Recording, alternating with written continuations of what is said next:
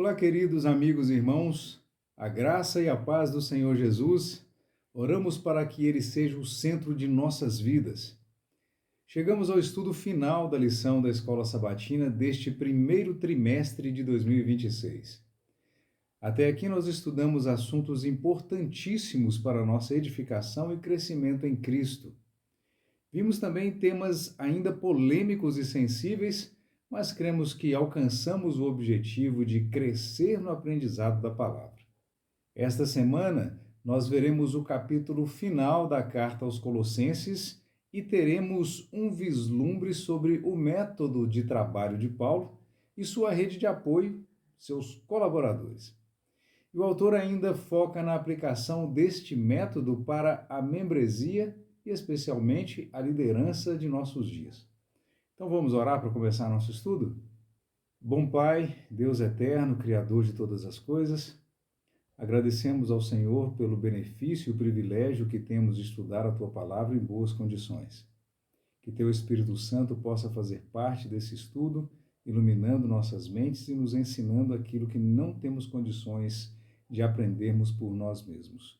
São bênçãos que agradecemos ao Senhor, em nome de Jesus. Amém. Depois de tudo que vimos até hoje a respeito das cartas de Filipenses e Colossenses, nada mais oportuno que o título da semana, Permanecendo na Vontade de Deus. Como vimos em uma de nossas lições, permanecer firmes sobre o firme fundamento. Mais que permanecer, perseverar. Com esse pensamento, nós lemos o verso para memorizar desta semana. Em tudo deem graças, porque esta é a vontade de Deus para vocês em Cristo Jesus. A exortação do apóstolo também está relacionada aos momentos de dificuldades. Demonstrar gratidão durante provas pode ser muito difícil, mas nos lembrar das condições em que muitas das cartas de Paulo foram escritas, ou seja, na prisão, pode nos ajudar a sermos gratos, mesmo quando não vivemos as melhores experiências de nossas vidas. Paulo inicia seu ministério entre os gentios com o apoio de Barnabé. Foi Barnabé que o acolheu e o introduziu ao convívio com os cristãos logo após a sua conversão. Trabalharam juntos entre 5 a 10 anos, até que a relação dos dois foi interrompida em razão do evangelista Marcos, que era primo de Barnabé. Esse Marcos, infelizmente, desistiu de uma campanha, de uma viagem de evangelização. Depois, Paulo se juntou a Silas. No livro de Atos também temos uma visão geral de suas 3 viagens missionárias. A estratégia missionária de Paulo envolvia o uso eficiente de tempo e recursos. Por isso, sua irritação inicial com João Marcos e que causou a separação entre ele e Barnabé. O uso eficiente de tempo tem sido cada vez mais difícil hoje em dia, não é verdade? A ideia de Paulo era alcançar os principais pontos do Império Romano e, além disso, era fundamental o treinamento de obreiros com potencial para alcançar os lugares que ele não visitaria, como já sabemos, por exemplo, Colossos e ainda Laodiceia e Hierápolis. Veremos que Paulo era um pastor que cheirava a ovelhas. Suas cartas foram escritas apenas porque ele não podia estar pessoalmente com seu rebanho. Por meio de visitas de contato direto com os convertidos, Paulo conectava-se às pessoas e também conectava às igrejas. Um ponto importante em seu método é que ele reconhecia que o sucesso da missão dependia da colaboração de todos, judeus e gentios, homens e mulheres. Veremos que é mencionada a carta escrita para Laodiceia, mas que infelizmente não foi preservada. O autor diz que Paulo concentra muita informação nos últimos versos. Então, vamos estudar com bastante atenção. A lição de domingo vem com o título Lições de Evangelização. Aprendemos com Paulo que evangelizar é custoso, trabalhoso mesmo. Além da indiferença, muitas vezes, e até ingratidão das pessoas, quem se dedica ao ensino ainda passa por muitas outras dificuldades. Como disse o autor, o uso adequado do tempo é importante. E nós que nos dedicamos nessa missão de ensinar, gastamos muito tempo preciosos para o nosso estudo, para a conferência daquilo que lemos, comparando com a palavra de Deus, versões diferentes. Além disso, Paulo também sofria fisicamente, sofreu naufrágios, açoites, prisões. Por exemplo, suas viagens somaram cerca de 21.500 quilômetros e boa parte desse percurso feito a pé. Mas quanto a isso, constrangido por Cristo e a opressão pelo cuidado pelas igrejas, ele disse: Eu de muito boa vontade gastarei e me deixarei gastar pelas vossas almas, ainda que, amando-vos cada vez mais, seja menos amado. Voltando à análise do autor, nós podemos ver que Paulo se dedicava a pontos estratégicos das cidades. Por exemplo, nos centros comerciais de cidades importantes como Corinto e Éfeso, talvez as maiores e mais importantes da época, cidades que eram portuárias, de onde a mensagem se espalhava não apenas para outras localidades do interior, mas para todo o mundo conhecido. Mais importante que plantar uma igreja e deixá-la à sua própria sorte, ele retornava a elas para fortalecer e motivar os novos cristãos. Quando não conseguia, ele enviava cartas, demonstrando seu interesse por elas a todo tempo. Leia Colossenses 4, de 7 a 9 e compare com Efésios 6, 21. Como Paulo descreveu Tíquico e por que ele enviou Tíquico e Onésimo a Colossos?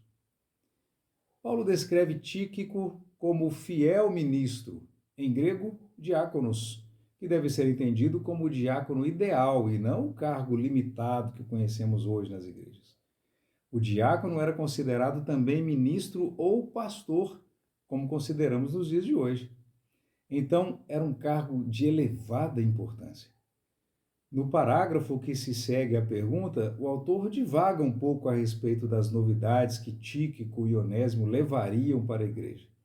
Não há dúvidas de que era sobre as condições de Paulo na prisão. Ele fala sobre o meu estado, nas palavras dele, no fim do verso 7, e no verso 9 ele diz, e de tudo que por aqui se passa. Claramente, ele estava falando sobre a condição política de sua prisão. Mas o mais importante, os dois enviados deveriam saber das condições da igreja, visando acalmar os temores dos membros. Percebe a preocupação do apóstolo? O nome Tíquico significa afortunado. Ele era um emissário confiável, como já lido de Colossenses 4, verso 7, um fiel ministro e conservo. Inclusive, ele foi parte da equipe na viagem com a coleta das ofertas para os crentes necessitados em Jerusalém, conforme nós podemos ler em Atos 20, verso 4. Outra informação importante é que Tíquico também esteve com Paulo durante sua segunda prisão em Roma, e de lá foi enviado a Éfeso para fortalecer o trabalho. Para a missão específica de Colossos, Tíquico contava com a companhia do ex-escravo Onésimo, o fiel, amado irmão que Paulo havia evangelizado na prisão. O autor diz que, aparentemente, Paulo também queria saber sobre as circunstâncias dos cristãos em Colossos. E eu digo, nada de aparentemente. Os versos deixam claro que esse era o principal objetivo, como lemos em Colossenses 4, verso 8. A prisão de Paulo e as consequências disso para o evangelho bem poderiam afetar os evangelizados. Por isso, sim, Paulo estava deveras preocupado com a condição de seus filhos na fé. Nada de aparentemente. Como eu disse anteriormente, Paulo era um pastor de verdade que se entregaria de bom grado pelo trabalho e pelo rebanho, diferente dos mercenários que, vendo chegar o lobo, fogem. A lição de segunda-feira está intitulada Conexões na Igreja. O autor inicia o estudo de segunda-feira com a seguinte frase: Em um mundo conectado, é difícil imaginar os desafios que Paulo enfrentou para fazer com que os membros das igrejas se sentissem parte de algo maior do que suas próprias congregações locais. Ele considera o nosso mundo conectado por conta das inovações tecnológicas que nos ajudam na comunicação em tempo real.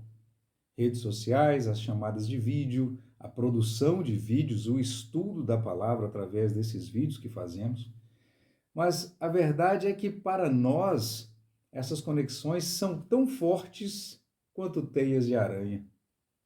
Temos a ilusão de que tudo isso nos aproxima, mas a verdade é que, embora mais difícil na época de Paulo, as verdadeiras conexões foram feitas, tanto que seus registros chegaram até nós quase 2000 anos depois. Leia Colossenses 4, 10 e 11. Além de enviar notícias por meio de mensageiros, de que outras formas Paulo incentivou a união entre as igrejas? Levando em conta os problemas de que ele tratou nessa carta, que mensagem há nessas saudações? Paulo apresenta seus colaboradores e o papel de cada um. Parece uma carta de recomendação, inclusive, onde ele indica o valor de cada um e pede para que a igreja tenha por eles boa consideração. Paulo, por exemplo, chama Aristarco de companheiro de prisão. Com as saudações, nome por nome, ele promoveu a união dos irmãos, preparou o caminho para a possível visita de Marcos a Colossos e ainda outro da circuncisão, a saber, Jesus, conhecido por Justo. O autor ainda compara os nomes Jesus e Justo, dizendo que Jesus é um nome hebraico, enquanto Justo é um nome grego, e também destaca que eles soam muito semelhantes. Mas Justo aqui é apenas um apelido desse Jesus, provavelmente baseado no caráter que ele demonstrava. Não se tratava de outro nome, uma versão em grego. Inclusive, o nome Jesus e o codinome Justo não têm o mesmo significado. Lembrando que Jesus, na verdade em grego, Jesus, é a forma grega de se pronunciar o Yeshua do hebraico. Na sequência, nós voltamos à importância da qualificação de Aristarco, Marcos e Justo serem cristãos da circuncisão. Temos aqui a prova de que, para Paulo, o que menos importava é se o homem ou mulher que o apoiava fosse judeu ou grego, livre ou escravo. O que importava era o trabalho da pregação. Da circuncisão, os três, porém, eram os únicos. E ao dizer que eram os únicos, Paulo parece que expressa tristeza e decepção, porque os demais não pregavam também aos gentios. Você se lembra que no começo de nosso estudo eu disse que João Marcos foi o pivô da separação entre Paulo e Barnabé? Lucas descreveu o momento assim: e tal contenda houve entre eles que se apartaram um do outro. Tal contenda. Agora, porém, a menção a João Marcos é outra, positiva. Paulo passou a chamá-lo de um conforto muito útil para o ministério. Temos a oportunidade de mudar e mudar para melhor. A lição de terça-feira, intitulada Maduros e Convictos. O autor inicia a lição falando sobre a importância de um propósito, de um objetivo a ser alcançado. Apenas tendo propósito, podemos realizar algo na vida secular e, no contexto da lição, um objetivo espiritual. Os apóstolos e seus colaboradores tinham o propósito de pregar o evangelho. E o fizeram, de forma tão eficiente, inclusive, que toda criatura debaixo do céu ouviu a pregação deles. Claro que Paulo falava a respeito do mundo conhecido por ele, conhecido por Roma. Leia Colossenses 4, 12 e 13. Qual é o propósito descrito e como ele deve ser alcançado? O propósito nos versos é a conservação dos irmãos no exercício da fé. A ideia era que eles permanecessem, perseverassem no caminho. E esse propósito, de acordo com Paulo, é a oração, a busca pelo Espírito de Deus, a intercessão pelos conversos. Paulo nos dá o exemplo de Epáfras. Esse foi o pregador da palavra em Colossos, o plantador da igreja lá, e também em Laodiceia e Hierápolis, cidades vizinhas com pouca distância entre elas. Como nós podemos ler do verso 12, ele orava com um propósito, que os colossenses se conservassem maduros e plenamente convictos em toda a vontade de Deus. O autor analisa os elementos dessa oração. Vejamos ponto a ponto. Conservar-se, o verbo grego é istemi, que significa permanecer firme e inabalável. A concordância exaustiva de Strong nos sugere 5 características desse verbo. Primeiro, segurança. Os crentes são encorajados a descansar na obra consumada de Cristo. A obra de Cristo é a nossa firmeza, podemos descansar sobre ela. Segundo ponto, vigilância. Precisamos permanecer firmes na fé, revestidos pela armadura de Deus. Outro ponto, número 3, humildade. Precisamos ficar alertas contra a autocondescendência, o cuidado para não cair mesmo. O ponto de número 4, prontidão para servir, como a prontidão dos anjos, de obediência imediata, sem dúvida, sem temor. E o último ponto, de número 5, esperança, um vislumbre do Senhor ressuscitado e reinando em glória no universo livre de pecado. Essa deve ser a nossa esperança. Outro verbo que o autor destaca, maduros, a palavra grega é teleios, que significa completo, perfeito. A mesma maturidade de Paulo ao dizer sobre sua própria busca da perfeição. Não que já tenha alcançado, mas uma coisa faço, me esqueço do passado e prossigo com ousadia para o alvo. Por último, a expressão plenamente convictos, que na verdade é uma só palavra grega, plerophoreo, que transmite a ideia de algo plenamente desenvolvido ou levado à sua totalidade. Essa palavra é usada para descrever que Abraão estava plenamente convicto de que Deus cumpriria sua promessa, mesmo que parecesse impossível. E em referência à capacitação que Paulo recebeu do Senhor para que a pregação fosse plenamente cumprida por meio dele. E por último, toda a vontade de Deus.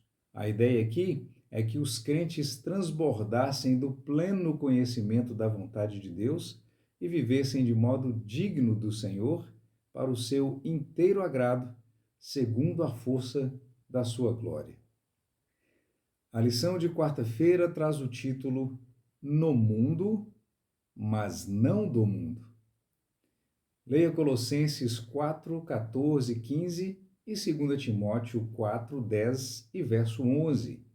De que forma Lucas se diferenciou de Demas e por quê? Assim como João Marcos no início de sua carreira evangelística, Demas também se apartou da missão. Mas pior ainda, Paulo disse que ele amou mais ao presente século. Em outras palavras, ele preferiu o mundo. Contrariando o que João escreveu: não amem o mundo, nem as coisas que há no mundo. Se alguém amar o mundo, o amor do Pai não está nele. Apenas o doutor Lucas permaneceu ao lado de Paulo e cresceu no amor por Jesus e por seu reino. Leia as passagens a seguir. Que orientações são dadas àqueles que esperam a segunda vinda de Cristo? Na letra A, nós temos a indicação de Marcos 13, 32 a 37, e que fala que a vinda de Cristo não tem data e hora marcada, apesar dos sinais dos tempos, nós precisamos vigiar. A letra B, Tito 2, de 11 a 14, enquanto vivemos nesse mundo, devemos ser pessoas exemplares, justos nos negócios seculares e cristãos verdadeiros. A letra C traz 2 Pedro 3, de 10 a 14.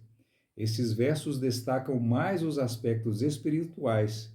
Precisamos, inclusive, nos achegar mais a Jesus. A letra D traz o texto de Apocalipse 3, 17 a 21. Essa é a advertência contra a Laodiceia espiritual, período em que nós vivemos.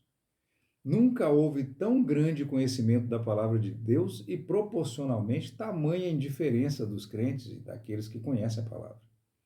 Os dois parágrafos seguintes são um resumo do que acabamos de ver.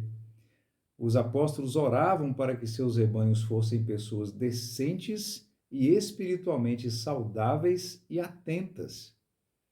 Quanto ao que antecede a volta de Jesus, há atualmente muitos pastores pregando sobre a iminência da volta de Cristo e precisam de fato fazê-lo.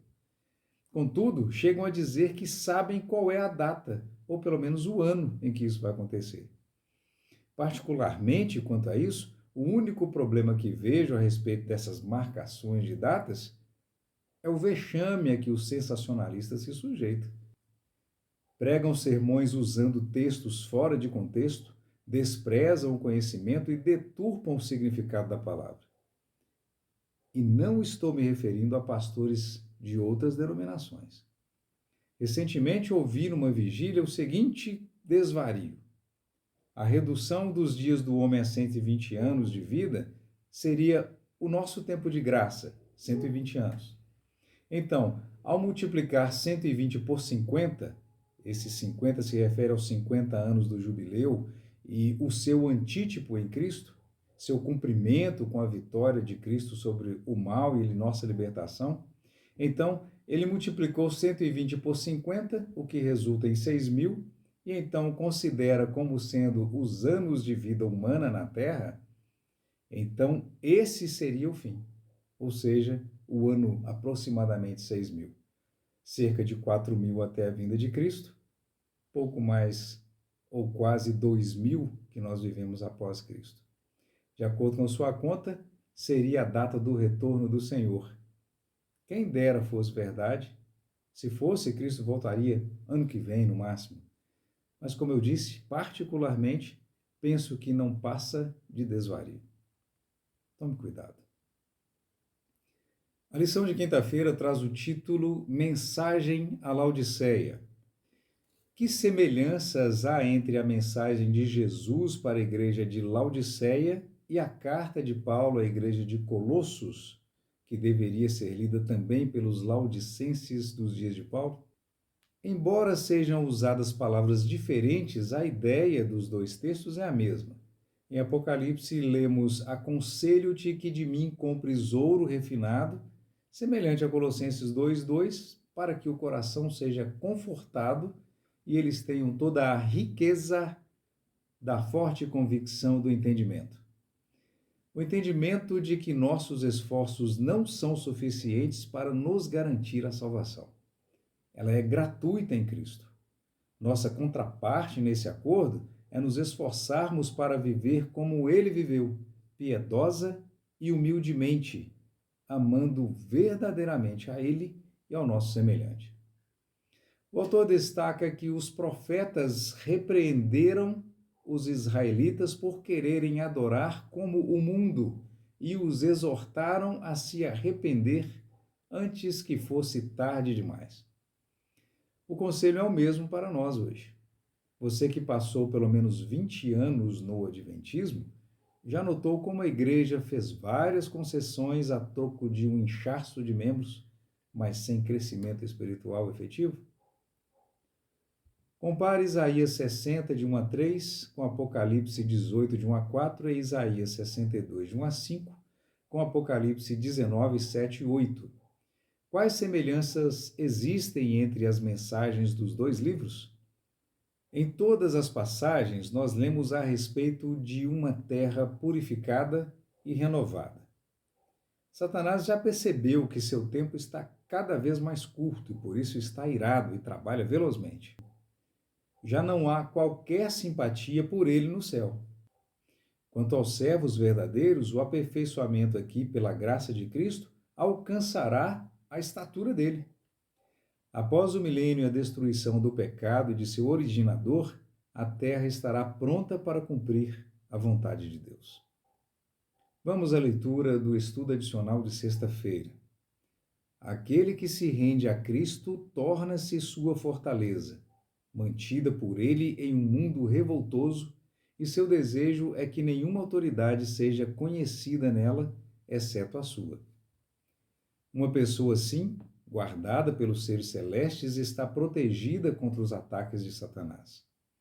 Contudo, a menos que nos entreguemos ao domínio de Cristo, seremos governados pelo maligno. Inevitavelmente, temos de estar sob o domínio de um ou de outro dos dois grandes poderes em conflito pela supremacia do mundo. Não é necessário que escolhamos deliberadamente o lado do reino das trevas para cair sob seu poder. Basta negligenciarmos fazer aliança com o reino da luz.